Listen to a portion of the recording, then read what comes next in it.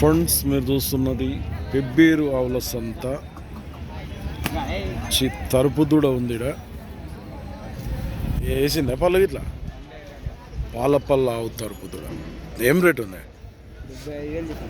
75,000 అంట దూడకైతే, తరుపు దూడకు.